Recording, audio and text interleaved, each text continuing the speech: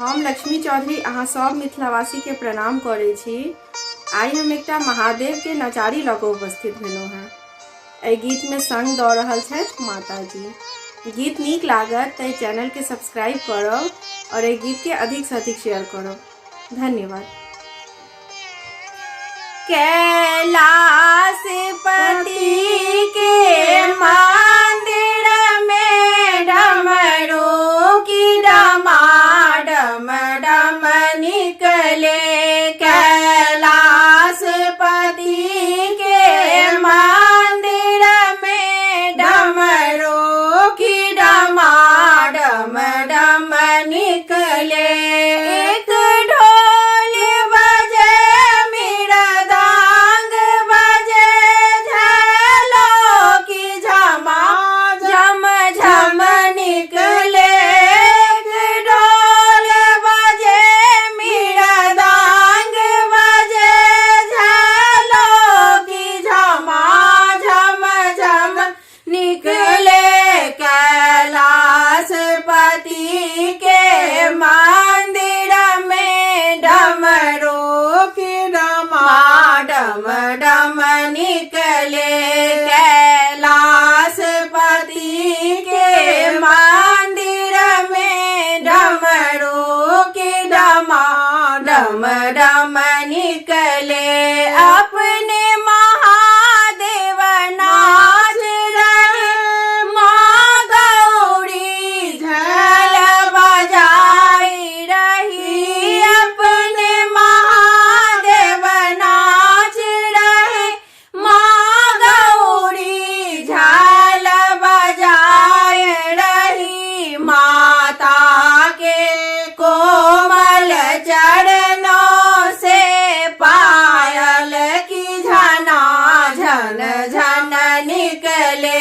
माता के कोमल चरणों से पायल की झना झन झन निकले। कैलाशपति के मंदिर में डमरू की डमाडम डम निकले। कैलाशपति के मंदिर में डमरू की डमाडम डम निकले। एक कार्तिक है एक गणपति है माँ गौरी के गोद में खेल रहे। एक कार्तिक है एक गणपति है माँ गौरी के गोद में खेल रहे। माँ गौरी के सुंदर नैनों से ममता की गंगा धार बहे। माँ गौरी के सुंदर नैनों से ममता की गंगा धार बहे। कैलाशपति के मंदिर में डमरू की डमाडम डम निकले। कैलाशपति के मंदिर में डमरू की डमाडम डम निकले।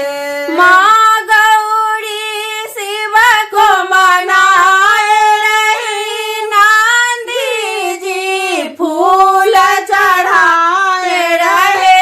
माँ गौरी शिव को मनाए रही। नंदी जी फूल चढ़ाई रहे। कार्तिक गणपति दो पुत्र हुए भोला के चरण पखाड़ रहे। कार्तिक गणपति दो पुत्र हुए भोला के चरण पखाड़ रहे।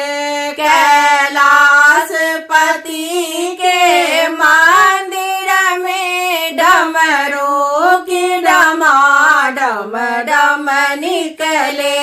कैलाश पति के मंदिर में डमरू की डमा डम डम निकले।